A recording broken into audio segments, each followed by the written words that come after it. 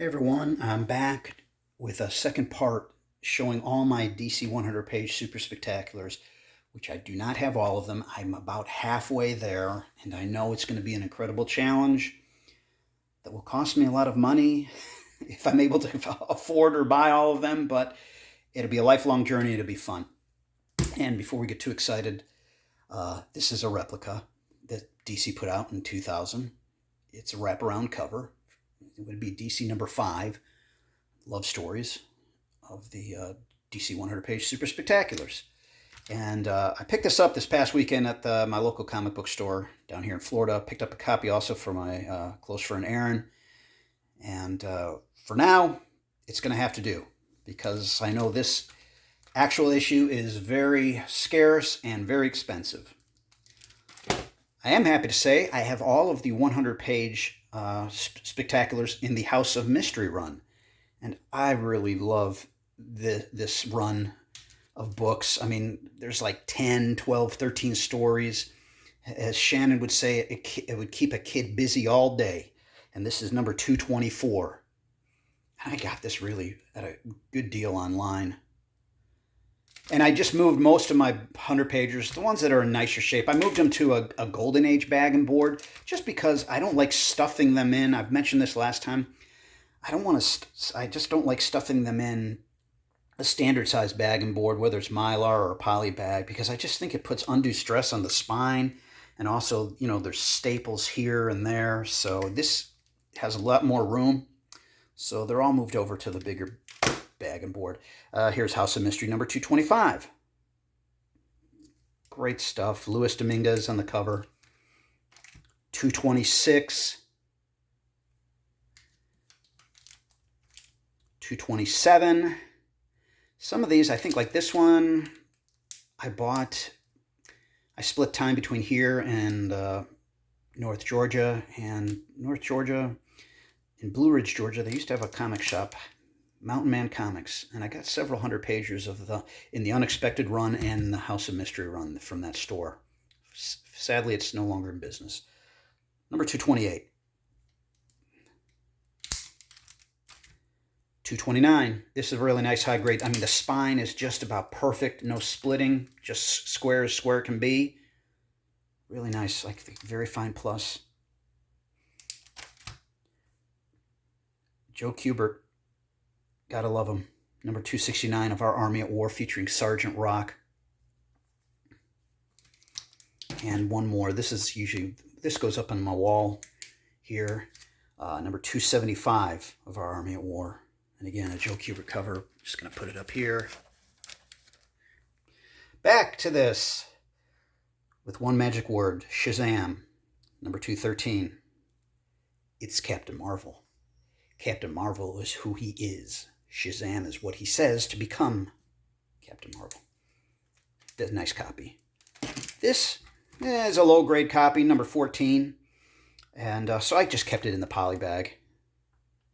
Now let's grab a few more here. Here's Superman, number 272.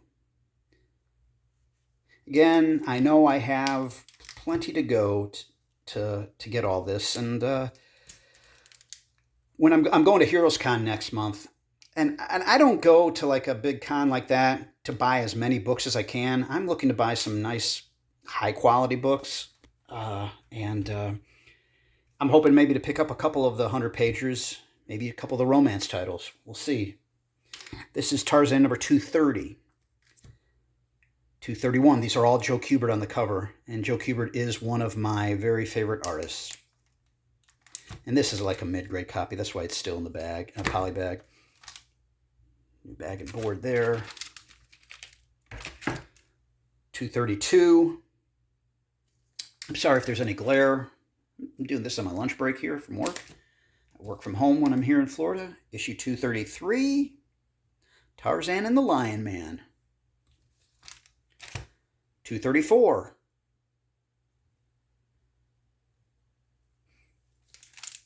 235. This is, I think this was the last one I needed at the time. And I know that there is at least one, if not two, Tarzans in the 4 through 22 run of the DC 100 page super spectaculars. I think there's one.